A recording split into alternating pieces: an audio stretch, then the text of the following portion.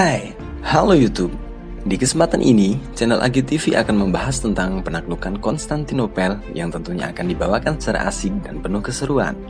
Video kali ini berisi padat informasi yang akan disampaikan menjadi nambah pembahasan, yaitu siapa Muhammad Al-Fatih, awal kehidupan beliau, sebelum penaklukan, kemudian penaklukan oleh Utsmani, dan yang terakhir setelah penaklukan. Sebelum ke video, kita intro dulu tentunya.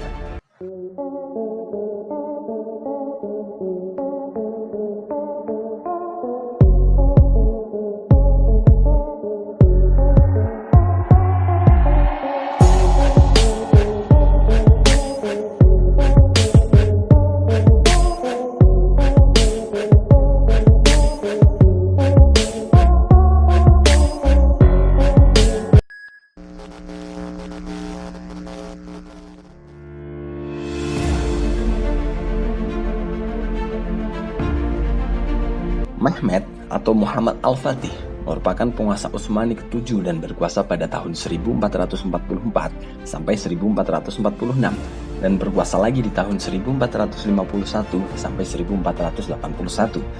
Capaiannya yang paling dikenal luas adalah penaklukan Konstantinopel pada tahun 1453 yang mengakhiri riwayat Kekaisaran Romawi Timur, menjadikannya mendapat julukan Sang Penakluk atau Al-Fatih. Mehmed dikenal sebagai pemimpin yang cakap dan mempunyai kepakaran dalam bidang kemiliteran, ilmu pengetahuan, matematika, dan menguasai 6 bahasa saat berumur 21 tahun. Dia dikenal sebagai pahlawan di Turki maupun dunia Islam secara luas. Dalam sejarah Islam, Mehmed dikenal sebagai salah seorang pemimpin yang hebat sebagaimana Sultan Salahuddin Al-Ayyubi, pahlawan Islam dalam Perang Salib, dan Sultan Saifuddin Mahmud Al-Qutuz, pahlawan Islam dalam Perang di Ain al-Jalut, melawan tentara Mongol. Di pemerintahan, Mehmed lebih memilih para pejabat tinggi dari latar belakang Devshirme daripada mereka yang berasal dari keluarga bangsawan, menjadikan kendali negara benar-benar terpusat pada Sultan.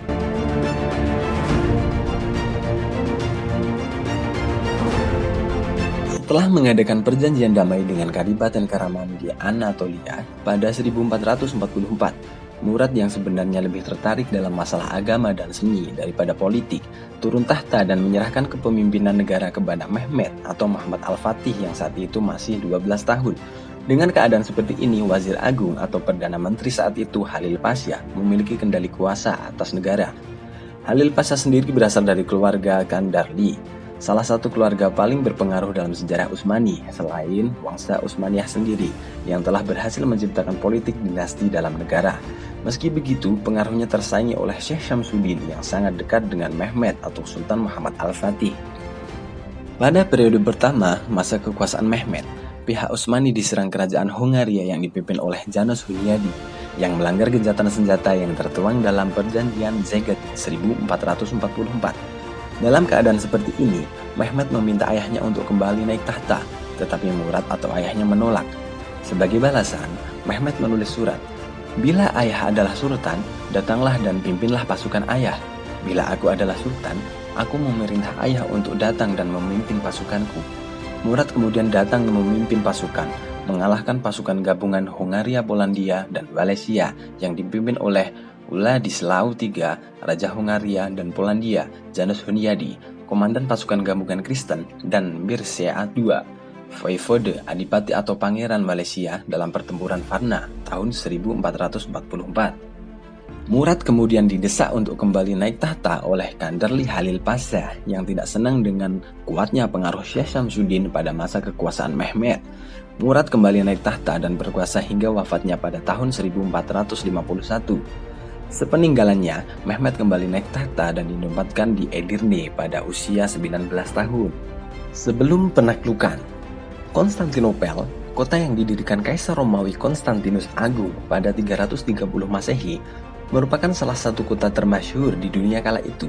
Di dunia Kristen, kota ini menjadi yang terdepan dalam segi kebudayaan dan kesejahteraan, utamanya pada masa Wangsa Komnenos. 11 abad berikutnya, berbagai upaya penaklukan kota dilakukan oleh banyak pihak. Para pemimpin muslim dari generasi ke generasi diawali Muawiyah bin Abi Sufyan juga termasuk mereka yang berusaha menaklukkan Konstantinopel meskipun semua upaya itu gagal.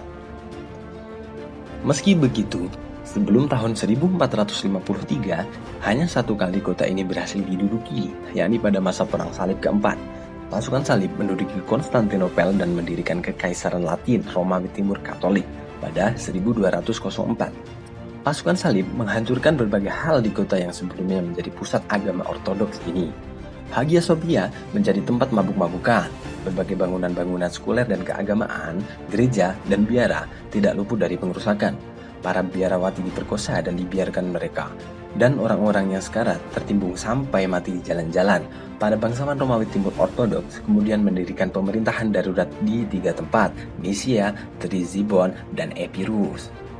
Pada masa kekuasaan Kekaisaran Latin, Konstantinopel mengalami kemunduran dalam berbagai segi. Sepertiga penduduk menjadi tunawisma, para pejabat, bangsawan, dan pemuka agama tinggi diasingkan. Segala kerusuhan ini menjadikan populasi Konstantinopel berkurang drastis. Timah dan perunggu dari berbagai bangunan diambil dan dijual untuk membiayai pertahanan negara. Hagia Sophia yang awalnya merupakan Basilika Kristen Ortodok diubah menjadi Basilika Katolik.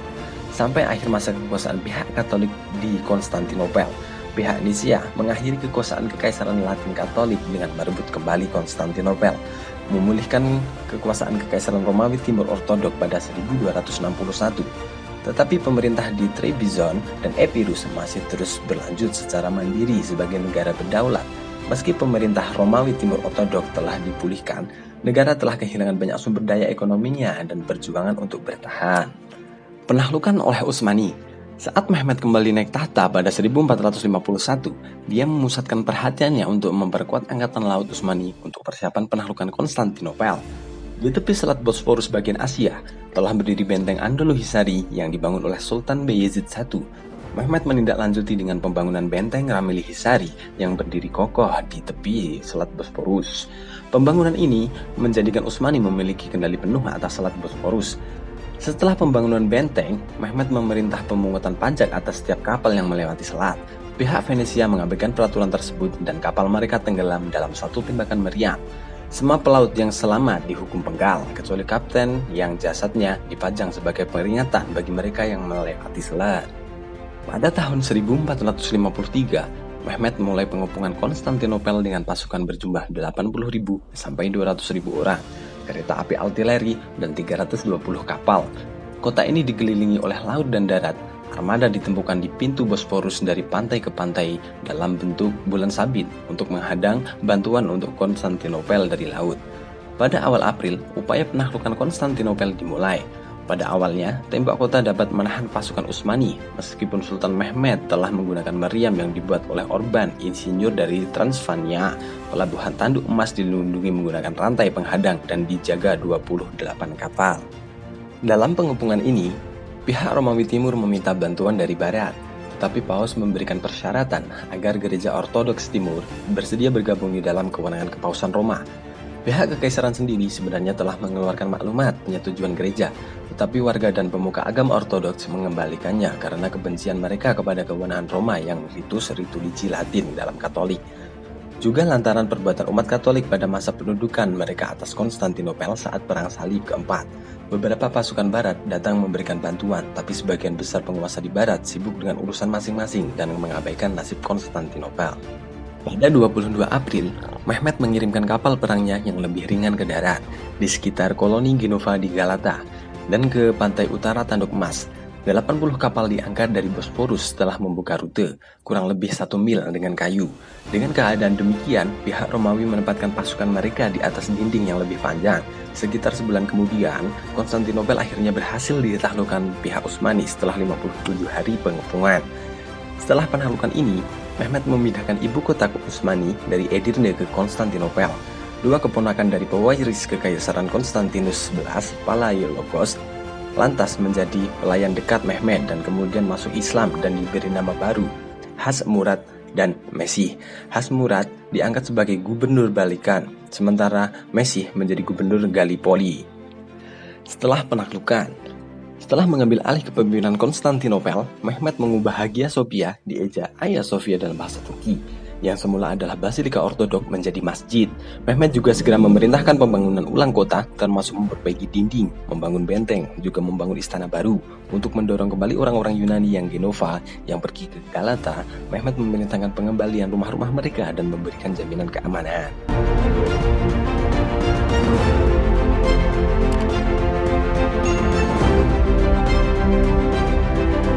Di dunia Arab, Konstantinopel dieja dengan sebutan Konstantinia. Setelah Utsmani mengambil alih kota, nama Konstantinia yang merupakan ejaan dari Turki Utsmani dari kata Konstantinia digunakan sebagai nama resmi kota ini dalam bahasa Turki Utsmaniyah. Nama Istanbul berarti Islam keseluruhannya, dibuat setelah penaklukan Konstantinopel dan digunakan untuk merujuk kota ini sebagai bentuk pernyataan kedudukan kota ini sebagai ibu kota Kekaisaran Utsmani Islam. Penulis kontemporer menyatakan bahwa Sultan Mehmed sendiri yang membentuk nama itu. Beberapa sumber Utsmani menyatakan bahwa Istanbul adalah nama umum yang digunakan saat itu, antara abad ke-17 dan 18. Nama itu digunakan secara resmi. Penggunaan pertama kali Istanbul dalam uang logam dilakukan pada tahun 1703 pada masa pemerintahan Sultan Ahmed III. Meski begitu, nama Konstantinia juga masih digunakan hingga abad ke-20.